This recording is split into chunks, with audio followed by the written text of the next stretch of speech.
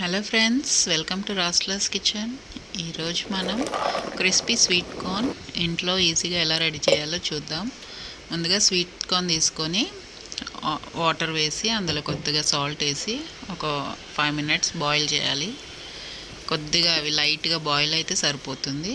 ఇప్పుడు వాటర్ అంతా స్టెయిన్ చేసుకొని ఇప్పుడు అవి కొద్దిగా చల్లారనివ్వాలి. ఆ తర్వాత అందులో ఒక 3 to 4 tablespoon కార్న్ఫ్లోర్, ఒక 2 tablespoon మైదా వద్దనుకున్న వాళ్ళు రైస్ ఫ్లోర్ కూడా యాడ్ చేయొచ్చు.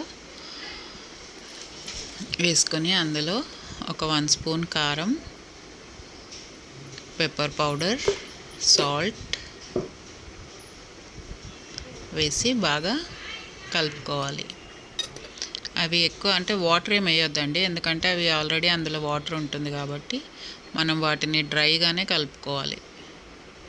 ఇలా డ్రైగా కలుపుకొని ఒక కడాయి పెట్టుకొని అందులో డీప్ ఫ్రైకి సరిపోయినంత ఆయిల్ వేసుకొని ఇంకా అందులో ఆయిల్ బాగా హీట్ ఎక్కాలి. మనకి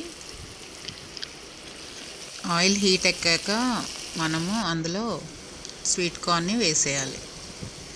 ఇప్పుడు కొంచెం మీడియం టు హై ఫ్లేమే పెట్టుకొని చూపించిన విధంగా ఫ్రై చేసుకుంటే మనకు క్రిస్పీ స్వీట్ కార్న్ రెడీ అండి. సాస్తో సర్వ్ చేసుకోవచ్చు, ఆనియన్ లేకపోతే కొత్తిమీరతో.